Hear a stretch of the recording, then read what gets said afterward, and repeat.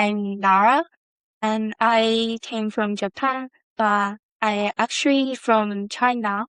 I moved to Japan when I was 7 years old, and I lived there for 10 years. But just suddenly feel bored to live in Japan.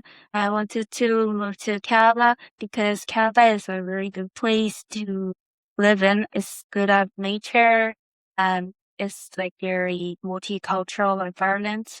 So, what are your challenges here in Canada? The most challenging thing was, of course, English. The first year I went here, I took Composition 11. Since English is not my first language, I feel very hard to catch up the class. And after school, I just translate everything teacher told me in my own language, and I put a lot of effort to understand and catch up the class. And thanks to Mr. Budaki, he supported me a lot. I could finish my course in the perfect grade, and that's one of the thing I'm proud of myself. I've had you in most of my science classes. Yeah. I have observed that English has never been an issue with you whenever I was teaching new concepts and whenever I've given you any kind of study material, you were very easily able to comprehend everything that was going on. Thank you. Like, in the first time when I took anatomy and physiology, that was the second challenge for me because in the first class, I couldn't even understand what you are talking about. And I was so panicked at the first time.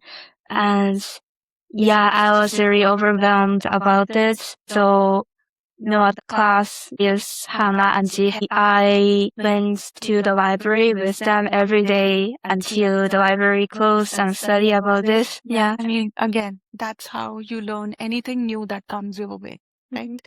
As I said, academically, you have done so well. We all are very much aware about it. Yes. So, Nara, can you tell us a little bit more about the scholarship that you have received at UBC? Sure. I earned international major in trans scholarship and the outstanding international student awards.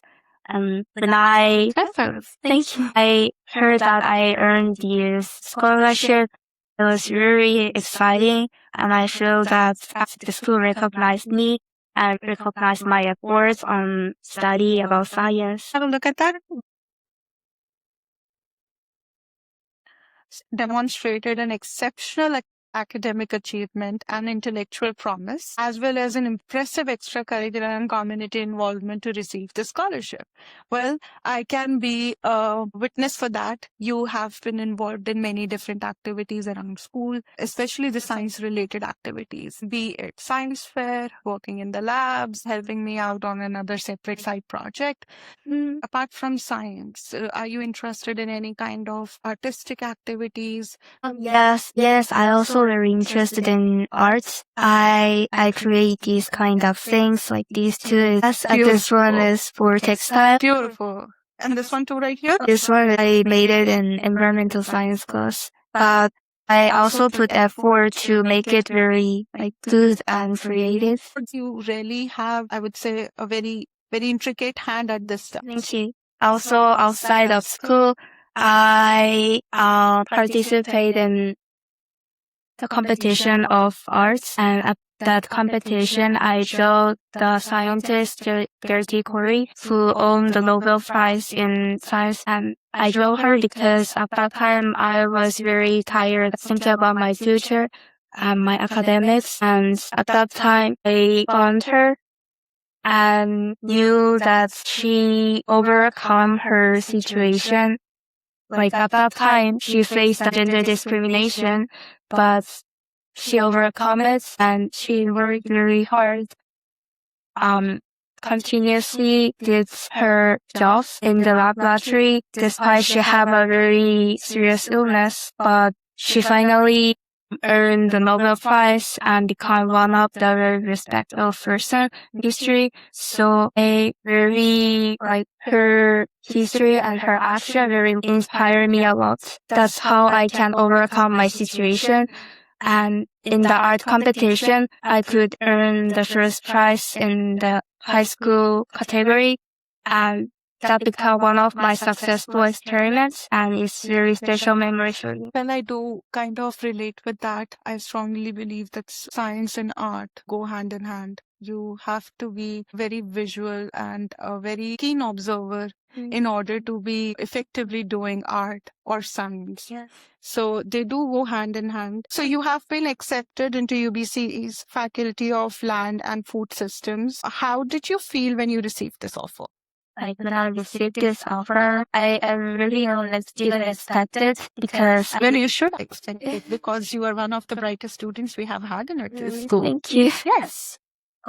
Yeah, I really didn't expect it because every student who joined UBC, I feel they're very good at like everything. Like they're very, very strong leadership, and they also work very hard. I think one of the reasons I could get this scholarship is because of my nationality and the multicultural thinking I have. Like I feel I have 3 nationalities in myself: Japanese, Chinese, and Korean.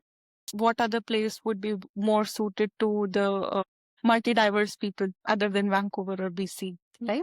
This is like one of the best places to be at if you come from a specific cultural, ethnic background. You certainly do find your place here. At the first time, I only chose UBC because of the brand name, but when I searched UBC and actually went to UBC, I knew that there is a lot of very like diverse people in there beyond their culture and traditions that makes me feel exciting and I want to join that school too. And also, the facility and the environment in UBC I feel is very good. It's very, like high quality, sophisticated. I can second that because while I was doing my PhD back in Montreal, I've had this opportunity to come and participate in a conference at UBC where we all showed our research about what we have been doing in our projects back at our schools. And the type of research that came out of UBC, not just the doctoral or the PhD level research, but also the bachelor's and the master's kind of research. It was very impressive. Those guys were using some cutting edge technology. So you are going to a good school, you are going to a good university. What did you do differently as compared to other students to receive such a prestigious scholarship? That's a very good question. I think compared to other students, I have less leadership. So to overcome it, I joined the Japanese language school's food festival and participate in the cooking role in there. And it was very good experience for me because that volunteer makes me realize that I could lead others and have a lot of communication with others.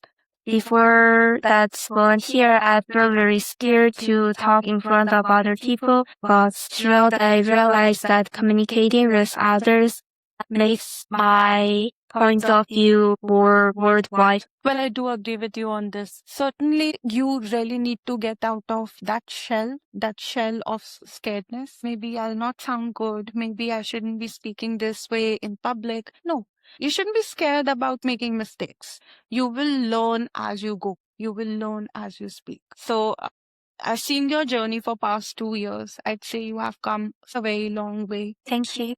Now, so looking back at your high school journey, what is your one achievement that you are very proud of? I'm very proud of. I could finish every science class in very good grade, and I'm very satisfied about it. And although there was a very challenging things happen in the school, I survived. And I also met a lot of precious friends in the school. Like they support me a lot. And I want to continue this relationship and continuously put a lot of effort in my academic. I am sure that you are meant for big things in your life, and I wish you all the best.